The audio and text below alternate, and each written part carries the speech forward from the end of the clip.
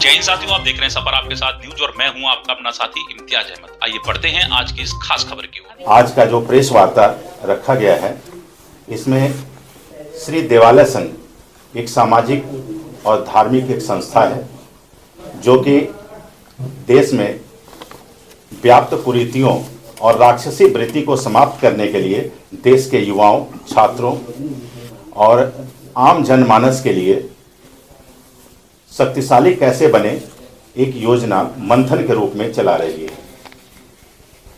उस कार्यक्रम का मुख्य उद्देश्य है कि मंदिरों में प्रत्येक सप्ताह एक वार्ता के रूप में काम करेगी और यह विचारधारा जिस तरह से संस्था के चेयरमैन और मार्गदर्शक आचार्य श्री देवश्री जो कि काफ़ी वर्षों से चिंतन मंथन के बाद इस विचार पर पहुंचे हैं कि हम लोग किस तरह से देश में संस्कार और संस्कृति के उत्थान और इसके संवर्धन के लिए कार्य करें। इनके बारे में बहुत संक्षिप्त में परिचय देते हुए बताऊंगा कि विश्व की सबसे बड़ी ऑर्गेनाइजेशन जो कि जापान से संचालित है, इनके बारे में बताया कि बौद्धिक क्षमता डेमोग्राफी एक विधा होती है जिसमें अंदर जांच करके बताया कि बौद्धिकता में नंबर 1 विश्व के अंदर में बौद्धिक व्यक्तित्व के अंदर में जिन्हें माना है और जिसे प्रमाणित भी किया। 6 वर्ष की उम्र में गीता का पढ़ना और अपने दादी को गीता सुनाना, उसके साथ साथ 2020 पुस्तकों का अध्ययन करते हुए खुद इनकी कई पुस्तकें प्रकाशित हुई है, बिजनेस को लेकर, फाइनेंस को लेकर और सामाजिक कई सारे विधाओं पर इन्होंने अपने पुस्तक की रचना की है, जो कि आज वर्तमान समय में आज के परिवेश को देखते हुए श्री देवालय संघ का गठन किया और देवालय संघ के साथ साथ किस तरह से लोग स्वास्थ्य और अपने जीवन को भी बेहतरीन बनाएं और पूरे देश को खुशहाल कैसे बनाया जा सके, इस बारे में बात करने के लिए अपने प्रेस के बंधुओं को आज आमंत्रित किया है।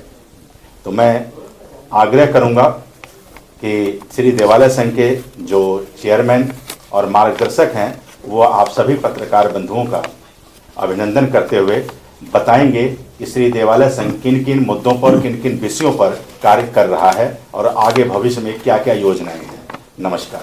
सबका स्वागत है और आप सबका निवेदन जो मैंने करना है, आप लोगों को मुझे बुलाया, कष्ट किया है, क्योंकि मैं आप सबका सहयोग चाहता हूं एक नेक कार्य में।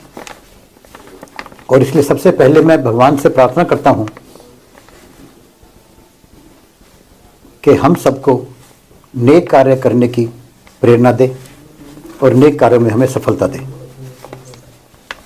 इसके साथ ही मैं आप सबको और आप सबके भीतर बैठे परमात्मा को प्रणाम करता हूं। आप सबका आज यहाँ हमारे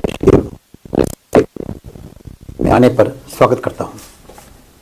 कोई डेमोग्राफिक टेस्ट होता है जिसके अंदर आदमी के अंगूठों के उंगली के निशान लेकर कंप्यूटर के द्वारा वो इनबोर्न इंटेलिजेंस टेस्ट रिपोर्ट लेते हैं। तो वो मेरे बारे में, मैं अपनी बुक भी उनको मेरी देंगे, लिखा हुआ है। तो डिफरेंट कैटेगरीज हैं, F, A, B, C, D, F वगैरह। तो सबसे टॉप की A होती है। तो मेरे मार्क्स उसमें A से भी ऊपर थे, जो उनके हिसाब से वर्ल्ड के अंदर कुछ ही 2-4 लोगों के होंगे शायद, जो बताया उन्होंने। और पुस्तकें मैं 20,000 से ऊपर पढ़ चुका हूँ मैं, 2000 नहीं।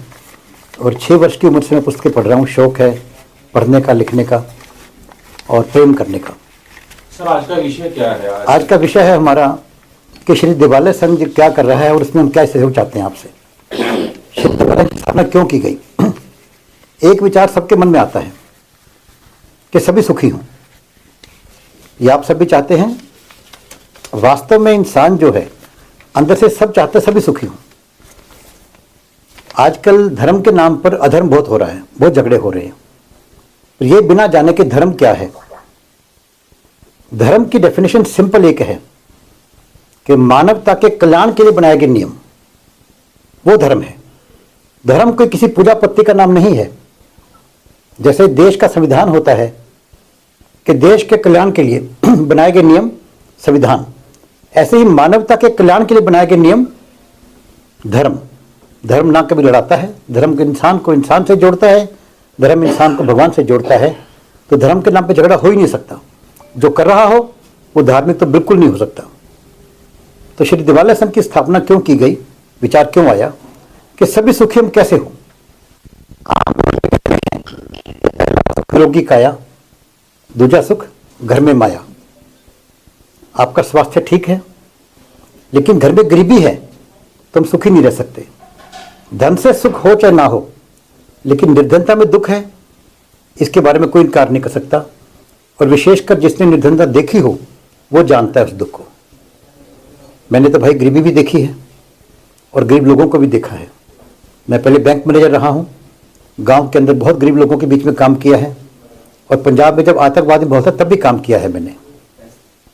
लेकिन घर में माया भी आ गई और स्वास्थ्य भी ठीक है, आपस में घर में प्रेम ना हो, झगड़ा हो पति पत्नी का, बाप बेटे का, भाई भाई का, तो भी हम सुखी नहीं रह सकते हैं।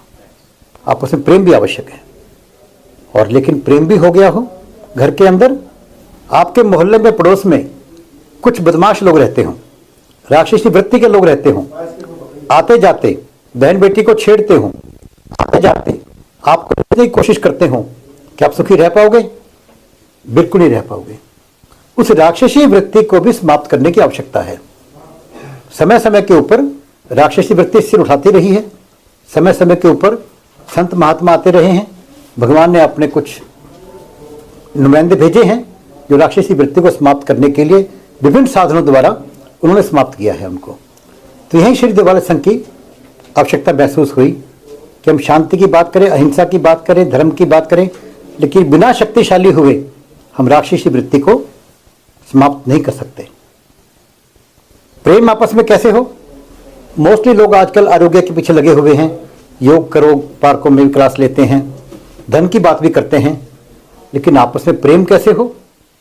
संस्कार और संस्कृति ये दो चीजें हैं जो आपस में प्रेम पैदा करती हैं, व्यक्तियों के अंदर, परिवार के अंदर या समाज के अंदर। और शक्तिशाली बनकर राक्षसी वृत्ति को समाप्त करने के अलावा कोई उपाय नहीं है।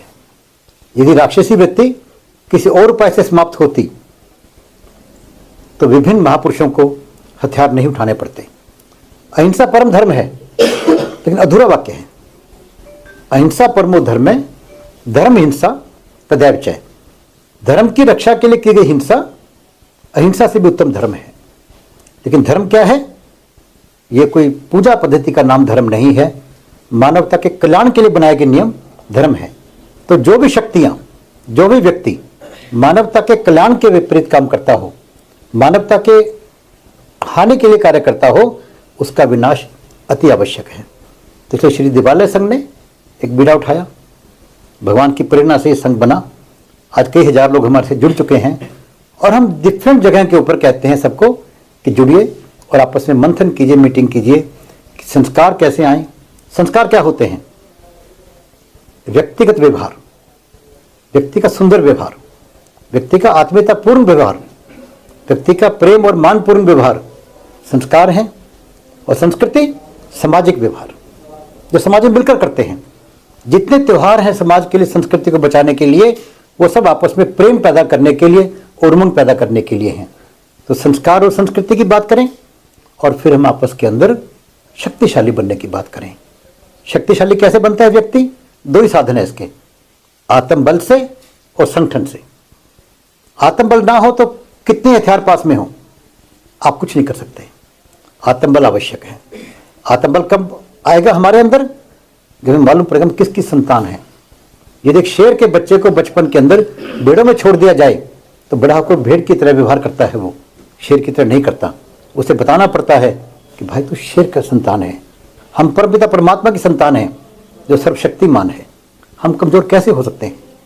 आत्मबल पैदा करना पड़ेगा अपने को। और संगठन के द्वारा सूत के धागे भी रस्सी बन जाएं तो हाथी को बांध सकते हैं। मक्खियां टूट पड़े, अभी अखबार में पढ़ा था कि यूपी के गांव के अंदर मक्खियां बहुत ज्यादा हो गई तो वहां लोग रिश्ते नहीं करते, कुछ तलाक हो गए क्योंकि मक्खियां वहां पर सबको परेशान कर रही हैं।